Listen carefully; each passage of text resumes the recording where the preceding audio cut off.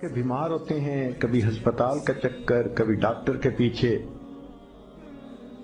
تو نبی علیہ الصلوۃ والسلام نے ایک حدیث پاک میں فرمایا، اس حدیث کو مسند احمد نے روایت کیا اور طبرانی نے روایت کیا کہ جو شخص فجر کے بعد 3 مرتبہ یہ دعا پڑھ لے، اللہ 4 مرضوں سے اس کو نجات عطا فرما دیتے ہیں.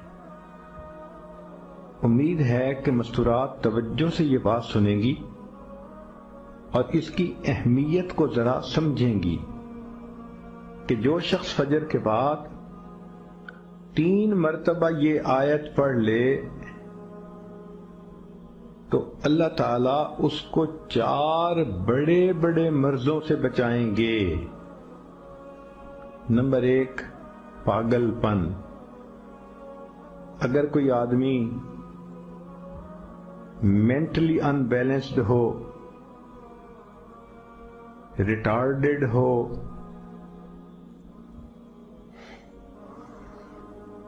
یا جس بندے کو چیزیں بھول جاتی ہوں یا چیزیں یاد نہ رہتی ہوں، ذہن سے متعلقہ جو بیماریاں ہیں وہ اسی پاگل پن کے زمرے میں آئیں گی. یا کسی کو مرگی کی بیماری ہوتی ہے، وہ بھی اسی زمرے میں آئے گی. تو پہلی بیماری جو اللہ تعالیٰ دور کرتے ہیں وہ ہے پاگل پن، اور دوسری بیماری کوڑ پن.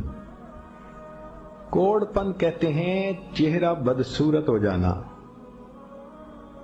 یہ بھی ہو سکتا ہے کہ برس کی بیماری ہو جائے، جیسے بعض عورتوں کو جلد بالکل سفید ہو جاتی ہے اور عجیب بدنما چہرہ ہو جاتا ہے، یا کئی مرتبہ جسم پہ تل اتنے نکل آتے ہیں، دانے اتنے نکل آتے ہیں کہ چہرہ بدنما ہو جاتا ہے،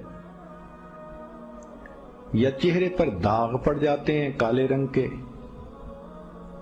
تو چہرے پہ داغ پڑیں، چہرے پہ دانے بنیں، یا چہرے پہ برس کے نشان پڑیں، کوئی بھی چیز ہوگی وہ اسی کوڑ پن کے زمرے میں شامل ہوگی جس سے کہ چہرہ انسان کا بدصورت ہوتا ہو. یہ بیماری بھی اللہ دور فرما دیں گے.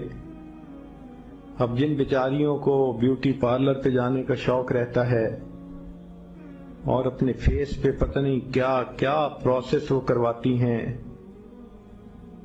تو ان کو تو چاہیے کہ وہ اس آیت کو یا اس فکرے کو بار بار پڑھیں تاکہ اللہ تعالیٰ ان کے چہروں کی خوبصورتی دیر تک سلامت رکھیں. اور تیسری چیز ہے اندھا پن.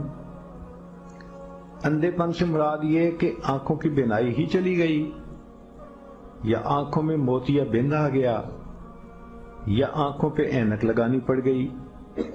یہ سب ایک ہی بیماری کی تفصیلات ہیں. تو جن کی نظر کمزور وہ بھی پڑھ سکتی ہیں، یا جن کو لینز لگانے پڑتے ہیں، کنٹیکٹ لینز سے ہی یا کوئی اور، اس مصیبت سے بھی جان چھوٹ گئی. اور جن کی بینائی چلی گئی اللہ ان کے لیے بھی آسانیاں فرما دیتے ہیں. تو پاگل پن کی بیماری ختم، کوڑ پن کی بیماری ختم، اندھے پن کی بیماری ختم، اور چوتھا فرمایا فالج کی بیماری ختم.